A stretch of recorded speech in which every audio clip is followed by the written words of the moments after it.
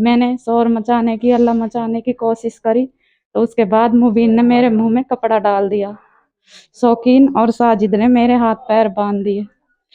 आरिफ ने मेरे कान पर कट्टा लगा दिया। किसी को बताने की कोशिश करी, हल्ला मचाया तो तुझे मारकर तेरी लाश को यहीं ठिकाने लगा दूंगा। उसके बाद मुझे नहीं पता 10 दिन तक मुझे कहाँ कहाँ रखा गया। क्या आप सोच सकते हैं कि कोई औरत अपने ही शहर में दिन दहाड़े अपनों के बीच से अगवा हो जाए और फिर 11 दिन तक किसी दरिंदों की कैद में पड़ी रहे। ये कोई फिल्म नहीं बल्कि राजस्थान के अलवर में घटी एक सच्ची घटना है। नमस्कार दोस्तों, मैं आज एक वास्तविक घटना की कहानी बता रहा हूं। राजस्थान के अलवर जिले में एक विवाहित महिला के साथ अप्रैल 2025 में हुई वो दर्दनाक घटना जिसने इंसानियत को शर्मसार कर दिया। 24 अप्रैल की रात करीब 9 बजे पीड़िता घर से थोड़ी दूर गई हुई थी। उसी समय वहां एक बोलेरो गाड़ी रुकी जिसमें पहले से ही 3 लोग मौजूद थे, मोबिन, इकबाल और आरिफ। मीडिया रिपोर्ट्स बताती है कि ये तीनों ने महिला को जबरन गाड़ी में बैठा लिया। फिर गाड़ी तेज चली, तिराया चौराहे पर रुकी और वहां 4 और साथी साजिद, शौकीन, राहुल और साहिल चढ़ गए। फ्रेश होने के लिए अपने घर से थोड़ी दूर गई थी तो वहां पे एकदम से एक बोलेरो गाड़ी आई। उसमें मुबीन, इकबाल, आरिफ 3 आदमी थे और मुझे उस गाड़ी में जबरदस्ती डालकर ले गए। वहां से मुझे तिराया धर्म कांटा के पास ले जाकर गाड़ी रोक दी। वहां पे साजिद, शौकीन, राहुल, साहिल भी उनको मिल गए। जिससे कुल मिलाकर 7 लोग उस बोलेरो में चढ़ गए। पनियाला रोड पर गाड़ी रुकी। वे सभी बारी बारी से महिला से बलात्कार करते रहे। जब उसने चीखने की कोशिश की तो मोबिन ने कपड़ा उसके मुंह पर ठूस दिया। शौकीन व साजिद ने हाथ पैर बांधे और आरिफ ने कान पर कट्टा तानकर धमकी दी कि चुप रहो नहीं तो गोली चला दूंगा। इस दौरान उन्होंने महिला का वीडियो भी बना लिया ताकि बाद में वो उसे ब्लैकमेल कर सकें। महिला लगभग 11 दिनों तक बंधक बनाकर रखी गई, जहां रोजाना उसके साथ अत्याचार होता रहा।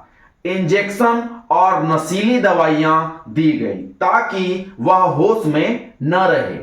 5 मई की सुबह उसे उसी स्थान पर बेहोश हालत में सड़क किनारे फेंक दिया गया जहां से उसे उठाया गया था। फिर उसने गुजरते राहगीर की मदद से अपने पति को कॉल करके बुलाया और वह घर लौट गई। घर जाने के बाद उसने अपने पति को पूरी आप बीती सुनाई। समाज के डर से और अपनी इज्जत खोने के डर से उसके पति ने यह फैसला किया कि किसी को कुछ नहीं बताएगा। लेकिन कुछ समय बीत जाने के बाद उन्हें एहसास हुआ कि गलत तो गलत है, एफआईआर तो करानी ही चाहिए। तब उन्होंने एफआईआर कराने का फैसला किया और बगड़ तिराया थाना में जाकर एफआईआर के लिए आवेदन दे दिया।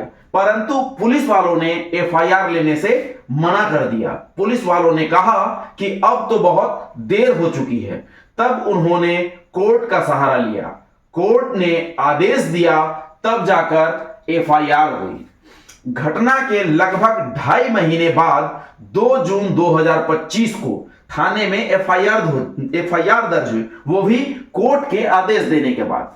पुलिस ने जांच डीएसपी सुनील कुमार शर्मा को सौंप दी है। एसपी तेजपाल सिंह ने कहा कि मेडिकल बयान और रिकॉर्डिंग हो चुकी है, लेकिन फिर भी अभी तक किसी की गिरफ्तारी नहीं हुई है। आरोपी फरार है, जल्द गिरफ्तारी की जाएगी, ऐसा पुलिस का दावा है। पीड़िता के द्वारा बताया गया कि जैसे ही आरोपियों को पता चला कि हमने एफआईआर कर दी है, उन्होंने घर आकर और फोन पर धमकी देना शुरू कर दिया। कहा कि 3 लाख दे रहे हैं, अपना मुंह बंद रखो वरना तुम्हारे फैमिली को मार डालेंगे।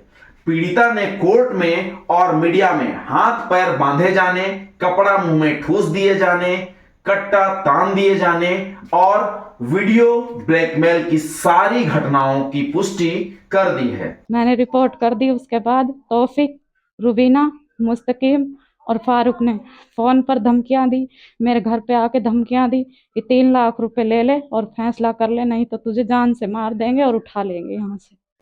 इतनी भयावहता के बाद भी आरोपियों की गिरफ्तारी नहीं हो सकी है। क्या सिस्टम इतना धीमा हो गया है या इंसाफ मिलना इतना मुश्किल हो गया है? दोस्तों, यह एक सिर्फ कहानी नहीं है, यह एक सच्चा दर्द है। इस वीडियो को शेयर करें, चर्चा करें और बने किसी तबाह जिंदगी की उम्मीद। अगर आपने ये कहानी अच्छे से सुनी होगी तो आप इसे सिर्फ एक घटना नहीं समझेंगे। ये सिर्फ एक लड़की या एक महिला की कहानी नहीं थी, बल्कि ये एक सवाल है हमारी इंसानियत पर, हमारी चुप्पी पर और हमारे समाज पर। अब वक्त आ गया है कि हम सवाल उठाएं। अगर आपके आसपास कोई बहन, कोई बेटी या फिर कोई महिला किसी जुल्म से गुजर रही हो तो चुप मत रहिए, क्योंकि जब हम चुप रहते हैं तब अपराधी और भी बेखौफ हो जाता है। और हां, अगर किसी पीड़िता को यह मत कहिए कि अब क्या होगा एफआईआर से, अब तो बदनामी हो ही गई है, कौन लड़ेगा आपका केस? दोस्तों, बदनाम तो वो नहीं होती जिस पे जुल्म होता है, बदनाम तो वो होता है जो जुल्म करता है। इसलिए एफआईआर कराइए, आवाज उठाइए और अगर कोई आवाज उठाता है तो उसका साथ दीजिए। आज अगर हम किसी के लिए खड़े नहीं हुए तो कल हमारे घर की बहू बेटियों के लिए भी कोई और खड़ा नहीं होगा।